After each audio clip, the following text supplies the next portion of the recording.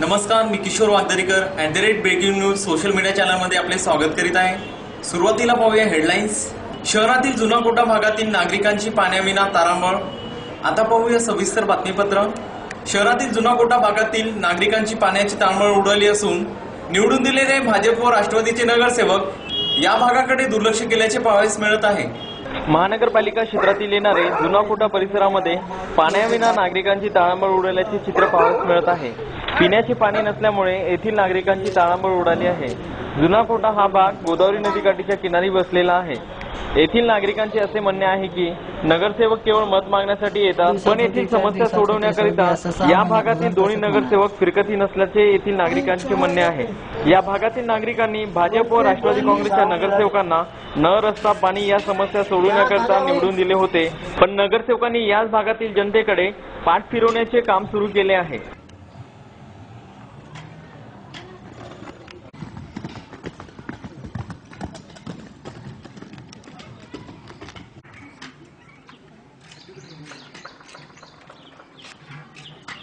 ओ मामा, ओ थांबा की जरा।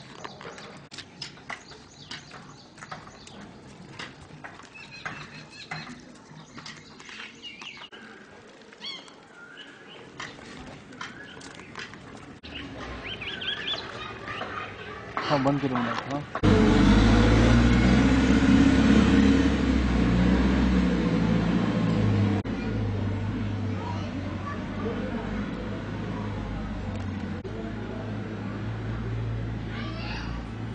एकंदरीतच जुना कोटा भागातील नागरिकांची पाण्याकरिता तारांबळ उडाली असून नागरिक मात्र पाण्याविना त्रस्त आहेत। जवळपास महानगरपालिकेने दिलेले सर्वच पाईपलाईन बंद असून पाईपलाईनच नालीमधून सोडलेले आहेत, त्यामुळे येथील भागातील नागरिकांचे आरोग्य धोक्यात आले आहे। भागामध्ये एक बीजेपीचा नगरसेवक आहे आणि एक राष्ट्रवादी नगरसेविका। तर यांनी निवडून यांना 3 वर्ष झाले, तरी पण यांच्या कुठंच नाल्या नाही, रस्ते नाही, काहीच नाही। नळ योजना आणली, नळाचं कनेक्शन दिले, 4 महिन्यामध्ये पाणी येतं, म्हणजे अजून 6-7 महिने झाले पाणी नाही, काहीच नाही। आणि दोन्ही नगरसेवक असून नसल्यासारखे आहेत। आणि याचबरोबर आजचे बातमीपत्र संपले। पुन्हा भेटू, तोपर्यंत